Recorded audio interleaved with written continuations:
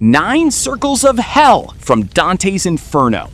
In the early 1300s, this Italian poet dude, Dante Alighieri, got super bored of writing cheesy love poems and nerdy philosophy, and literally decided to take a casual tour of hell. However, bro didn't venture into hell alone because he was probably too scared. He dragged Virgil, an ancient Roman poet from centuries earlier, along as his personal tour guide. Can't believe I wrote this. Can't believe he dragged me into this absolute mess. And from this hellish, toxic road trip came an epic poem forever called Dante's Inferno.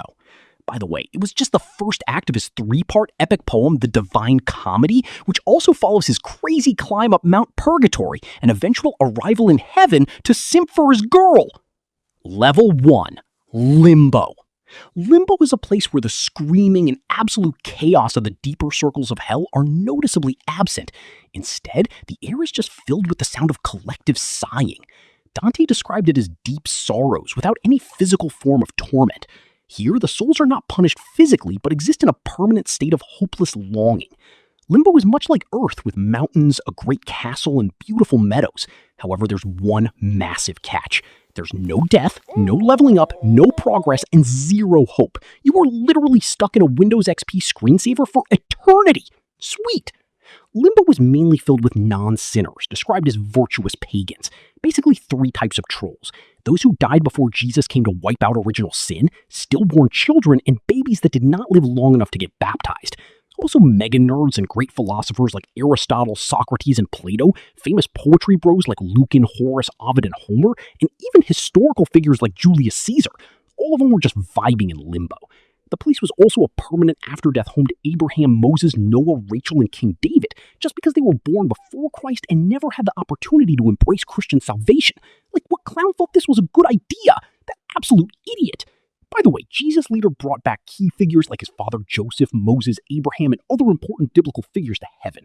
Adam and his son Abel are also in limbo, however there was zero mention of Eve. Talk about ghosting. The whole punishment of limbo is that you can literally see the bright lights of heaven in the mountain glowing with God's light, but you can never, ever go there. You are forever blacklisted and will never reach the paradise. Before we move on to the next circle of actual painful hell, let's quickly meet an important character named Minos. Minos is a giant, monstrous figure, half man, half beast, with a massive, long tail. He serves as the supreme judge of souls, deciding who goes where in hell. Interestingly, he's a character borrowed from Greek mythology and is the son of Zeus. You're gonna drag souls like a total pro. Hashtag proud dad, hashtag dad goals, hashtag judge and destroy. Quick side note, while Dante's Inferno is rooted in Catholic theology, Dante wasn't shy at all about borrowing characters from Greek and Roman mythology.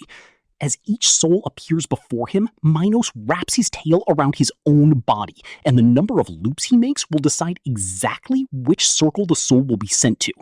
I condemn you to justice, baby! Okay, yeah, definitely need to call maintenance for that tea. That's on me. Wait, what? Next. Level 2. Lust. The second circle of hell is for the horny squad, lust and adultery. This level is completely consumed by powerful winds, like those of a Category 5 hurricane, and the souls here are constantly pushed back and forth, never allowed to rest or catch a break. The wind is so strong that the sound is almost like the ocean crashing violently against the shore. Here's the kicker. Dante's hell isn't just random chaos. Every single punishment fits the crime, a concept called contrapasso. Basically, sinners suffer in a way that directly reflects the sin they committed on earth. So the idea here is those who were swept away by the wild passions of lust now spend eternity being literally blown about by raging storms. Many of the souls in the second level of hell were famous kings, queens, and historical rulers, such as Cleopatra, Helen of Troy, Paris, and Achilles. Because Dante viewed lust as a mutual indulgence, he deemed it as the least serious sin of the bunch. For this reason, lust has the least severe punishment in all of hell. Level 3. Gluttony. The third circle of hell is for gluttons, those who ate like literal pigs.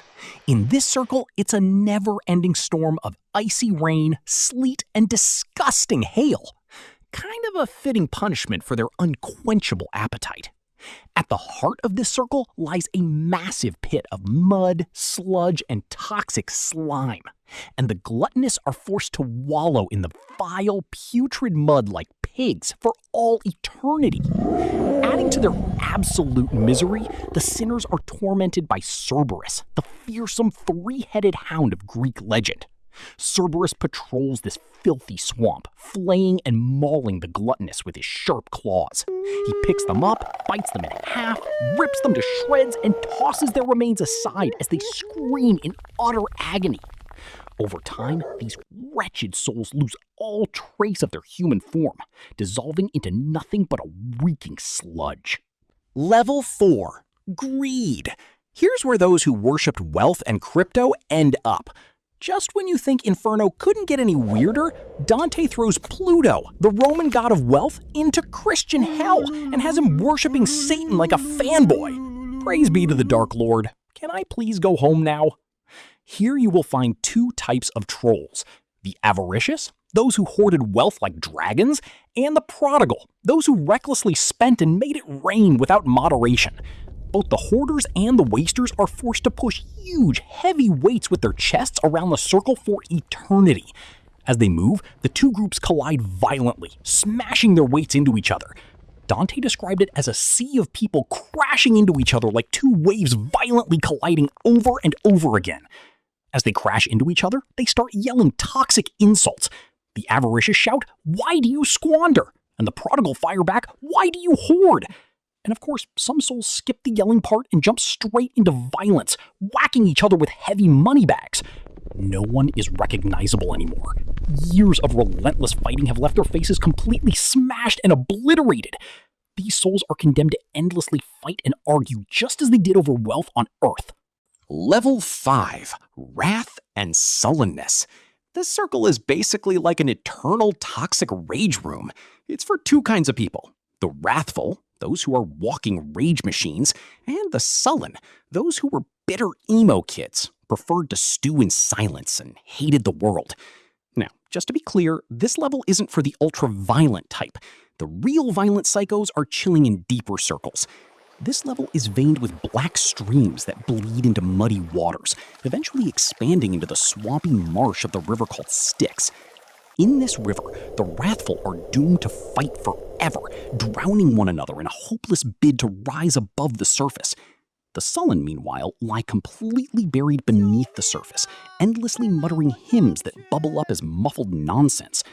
The idea is the sullen spend their lifetime refusing to express joy or gratitude, so Dante made sure they keep talking in death, just not in any way that makes actual sense. I think I've seen enough mud for a lifetime. Yeah, let's head out. Dante and Virgil are in no mood to stick around and deal with muddy emotional breakdowns. And with no time to waste, they hop aboard and are ferried across the river by Phlegyas, the wrathful boatman. Are you sure this is our ride? It's the only ride. He doesn't look too happy to see us. He growls at us. He does that. It's just how he says hello. He's the poster child for wrath. Remember, you wrote this, right? As they near the far shore, Dante notices a fiery red glow on the horizon. This is the city of Dis, a fortress with towering walls, guarded gates, and a ring of never-ending fire that gives it its eerie red glow. The name Dis is another name Dante uses for Lucifer, tying this cursed city directly to the ruler of hell. This city is where things get serious. It holds circles 6 to 9, reserved for the worst of the worst. I'll skip the drama. Just know Dante's entry into the city of Dis was far from smooth. To make a long story short, he's stopped by fallen angels at the gate. Then 3 terrifying furies, Alecto, Megara, and Tisiphone show up, all blood-soaked with their hair made of live snakes. Things get worse when yet another character from Greek mythology, Medusa, is summoned. The problem with Medusa was, you look at her and you turn into stone. You've heard the stories. To protect Dante, Virgil turns Dante around and covers his eyes like a protective dad. But just when it looks like all hope's gone, a heavenly figure swoops in and smacks the gates open for them. Level 6, Heresy. Back in Dante's time, heresy was a huge deal. So naturally, Dante wrote a special place in hell for heretics, people who defied the orthodox teachings of the Catholic Church. The sinners are put into open, flaming tombs with fallen angels overseeing the eternal punishment. Their job was to ensure the souls remained trapped, burning forever, like a microwave. Dante kind of wrote this for all kinds of heretics. However, he specifically targeted Epicureans, the followers of the ancient Greek thinker Epicurus. These people believed that pleasure was the highest good. To them, the soul perished with the body, and there was no afterlife and zero divine judgment. So burning them forever symbolized the eternal consequences of rejecting religious truth. Level 7, Violence. The seventh circle of hell is divided into 3 concentric rings, each punishing a different form of violence. The outermost ring is for people who committed violence against others. This ring is home to the Phlegathon, a river of boiling blood. This river symbolizes the violent actions these souls committed during their lives. Here, the sinners are trapped in the river, boiling for eternity. And how deep the souls sink depends entirely on how violent they were.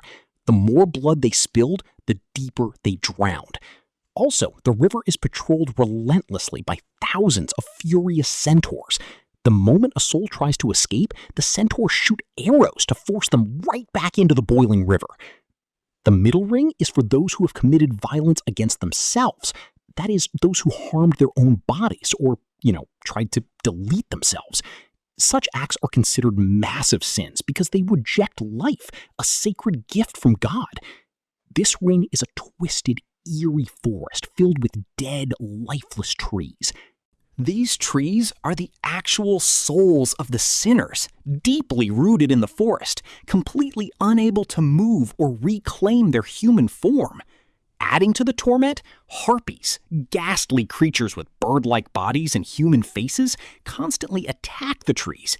The harpies tear at the branches and feast on their fruits, forcing the trees to bleed and scream in anguish. When Judgment Day arrives and everyone's body is restored, the souls here won't fully regain theirs. Instead, their bodies will just hang lifelessly from the tree, an eternal reminder of their choice. Yeah, I know this got pretty dark. Curiously, spendthrifts are also put in this circle. The idea behind them being in this circle is that they spent their money like absolute fools, leading to their own destruction. Their punishment? Their naked souls are hunted by rabid dogs in a never-ending chase. How fun. Finally, the innermost ring of the seventh circle is for blasphemy, unnatural acts, and usury, which is loan sharks. Basically, Dante's version of violence against God, nature, and art. Now, don't let the word art throw you off. You mean not this art? No, definitely not this art. Here, it meant someone's trade or profession, like medicine, law, or in the case of moneylenders, banking. This ring is a barren desert covered in scorching sand. Fiery flakes rain down endlessly from the sky, igniting the ground. Flocks of naked sinners are scattered across the sand. The sinners who are running are those guilty of violence against nature. Their constant running symbolizes their endless craving for unnatural passion. The seated sinners committed violence against art. Every sinner here has a heavy purse hanging from their neck, their eyes locked on it, a symbol of their obsessive love for wealth. Each purse bears a distinct color of the sinner's family crest. And finally, the blasphemers are the ones that are lying completely flat on the burning sand, face upward towards the sky. These are the most tormented, producing the loudest cries of pain. Level 8, Fraud. The 8th circle of hell, also known as Malabulge, is for fraud and scammers. This circle is a vast stone pit divided into 10 concentric trenches, or bulges, each for a different type of fraud. These trenches are linked by broken bridges, leftovers from when Christ died and all hell broke loose. The first bulge is for panderers, seducers, human traffickers, and those who manipulate or sell love for personal gains. These souls are forced to run back and forth endlessly while being whipped by devils. They are beaten even more severely if they slow down. The second Bolgia is for deceptive speakers and flatterers who manipulate others through lies.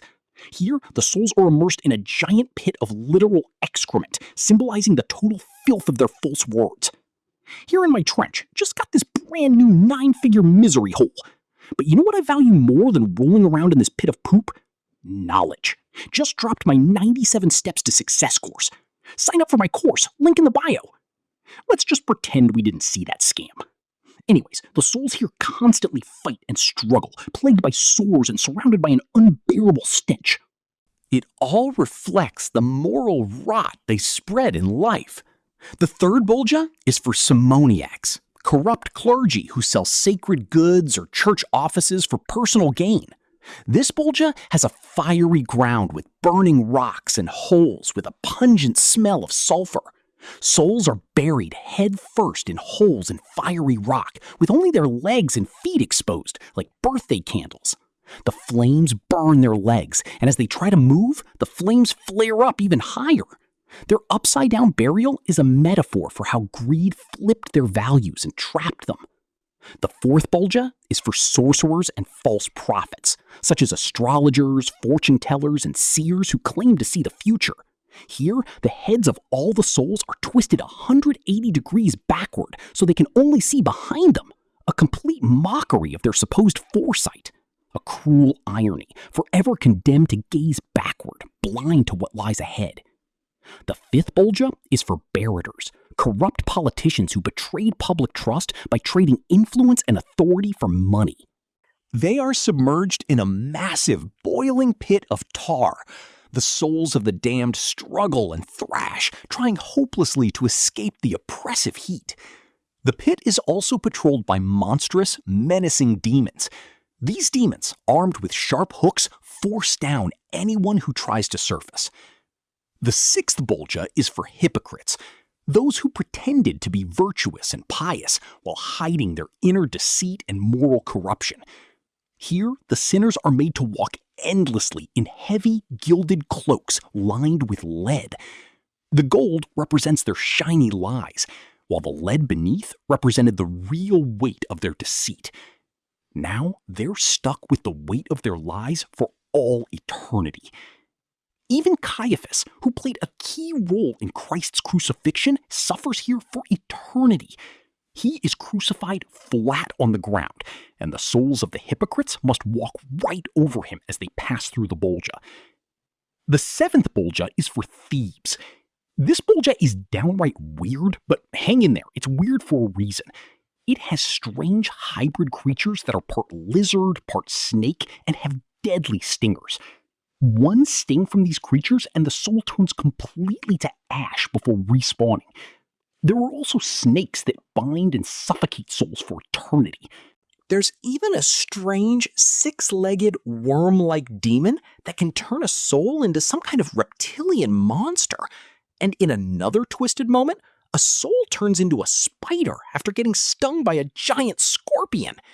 The idea behind these weird punishments is that thieves not only steal material possessions, but also trust and identity.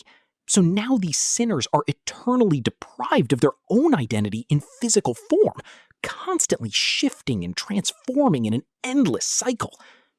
The eighth Bolgia is for evil leaders and counselors, those who use their influence and leadership to mislead others into destruction, betrayal, or death. This is a vast, dark, open space. As Dante peers down into the pit, he sees tiny flickering flames in the distance, like fireflies in the night. However, as he gets closer, he sees that each sinner is completely engulfed in quote-unquote tongues of fire, their physical forms entirely hidden. Many scholars say that Dante didn't just come up with this punishment randomly. He took inspiration from the Bible, specifically the New Testament, Book of Acts, chapter 2-3, where the Holy Spirit appears as tongues of fire to inspire truth. Dante just flipped it entirely, and now the same tongues of fire are burning these deceitful sinners. As for some famous people in this ring you might know of, it has Ulysses, the hero of the Trojan horse myth. After the war, he gathered his men and set sail across uncharted seas. At the time, people believed that Ulysses and his men perished because the world had an end, and Ulysses sailed beyond it. So in Dante's view, Ulysses used his intellect for massive lies, which is why he ended up here. The ninth Bolgia is for sowers of discord, drama queens who cause division and conflicts within society, whether in religion, politics, or families. The sinners here are repeatedly hacked and torn apart by demons with massive swords. Simply put, this represents how they divided others during their lifetime, and since the souls cannot die, they're forced to endure the eternal pain of their wounds reopening. This Bolgia looks like an endless sea of carnage, where body parts, arms, legs, and heads are scattered everywhere. The 10th Bolgia is for falsifiers, like liars, alchemists, counterfeits, impersonators, and perjurers. In Dante's eyes, these people were the absolute rot of society. So instead of getting burned or hacked up like the rest, they're left to rot, both body and mind. Here, souls suffer from grotesque diseases. The sinners are covered in thick, oozing scabs. The souls keep scratching at their bodies furiously until they bleed, but the scabs always grow back, and the cycle of pain never ends. The trench is filled with absolute madness. The sinners, consumed by the pain of their rotting bodies, are driven to madness and engage in violent fights. The air is filled with the stench of decay, and the cries of the souls echo through the suffocating darkness. Before reaching the ninth and final circle of hell, Dante and Virgil encounter 6 giants: Nimrod, Ephialtes, Briareus, Antaeus, Tityos, and Typhon. While not all of them are described in detail, a few stand out with notable stories. First, there's Nimrod, the Babylonian who tried to build the Tower of Babel to reach the heavens. His arrogance led to the tower's destruction by God, which resulted in the scattering of humanity into countless languages. Okay, the tower's gone, my labor, my time, my shot at a promotion, any chance of long-term employment, and my lower back. Everything's gone. Almost forgot the fiancé. She's gone too. Turns out unemployed isn't her type. Can't get worse than this, right? No. Never mind. I stand corrected. So now, Nimrod's stuck forever mumbling gibberish. No one is able to understand a single word he says, and he can't make sense of anything either. Next is Ephialtes, one of the rebellious giants who dared to wage war against the gods. Now he is bound forever in chains, endlessly reminded of his failure. Finally, the poets encounter Antaeus, an unchained giant celebrated for his incredible strength. By the way, I think the reason Antaeus wasn't chained is because he wasn't one of the giants who fought the Olympians. In fact, he belonged to a completely different mythological tradition. Remember, Dante wasn't writing a history textbook. He was building a symbolic universe, kind of like the Marvel universe, and Dante just used Antaeus as a plot device to move the story forward. Anyways, after a bit of flattery from Virgil, Antaeus agrees to help and gently lowers the two poets to the edge of the ninth circle. And now, we finally arrive at the final circle of hell. Level 9, Treachery. This circle is the home of the most treacherous snakes and sinners. At its heart lies Cocytus, an enormous frozen lake said to be the very center of the universe. Dante describes a constant freezing wind sweeping through this level, and the lake has a smooth and glass-like surface, almost like a giant mirror. This level is also divided into 4 rings. The first ring is named Caina, after the biblical figure Cain, who murdered his brother. And as you might have guessed, here traitors to their families are punished. The lake is filled with souls stuck neck-deep in ice. However, they have room to bow down their heads, symbolizing absolute shame. The cold is so intense that tears freeze right off the sinners' faces, and some of the damned even have their ears frozen off. There are even 2 brothers down here who killed each other. Their foreheads are frozen together, locked in an eternal embrace. So now they're stuck with this twisted punishment, constantly reminded of the bond they broke. Dante writes that family betrayal is the least grievous, because family bonds are not chosen, but given. The next ring is for souls who morphed into traitors and betrayed their country or homeland. It is called Antenora, named after Antenor of Troy, who betrayed his city by opening the gates to the Greeks. This place is similar to Cana. The sinners are trapped in ice up to their necks, but it's even colder here, and their punishment is way harsher. They're frozen slightly deeper and can't move their heads. This time, some of the sinners even have their mouths frozen shut. The third ring in the ninth circle is for betrayal of friends and guests. This section is called Ptolemaea, named after Ptolemy, a governor who killed his relatives during a banquet. This is a deeper ring because these relationships are based on trust and free will. The sinners lie flat on their backs, fully submerged in the ice with their faces protruding from the frozen lake. The cold is so severe that their tears freeze instantly, sealing their eyes shut and leaving them blind for eternity. Dante also adds a chilling detail. Some souls are so evil that their spirits are damned before their bodies even die on Earth. A demon completely takes over their body on Earth while the soul is fast-tracked straight to hell. The fourth and final ring of the ninth circle, called Judeca, is for those who betrayed God. Here, the traitors are fully immersed in ice like frozen peas, their bodies twisted and contorted. No cries or pleas can be heard here as they are entirely frozen in silence. The icy winds in this ring have become so intense that Dante has to stand behind Virgil to shield himself from the brutal gusts. This ring is also home to the king of hell, Lucifer. Lucifer's size is almost beyond comprehension. His body is so massive that Dante can only see his upper half. Lucifer is rocking 3 heads, each one a different color. The face looking forward is bright red. The one on his right is a grimy yellow, and the one on his left is pitch black. Under each of his faces are 2 massive, bat-like wings flapping non-stop.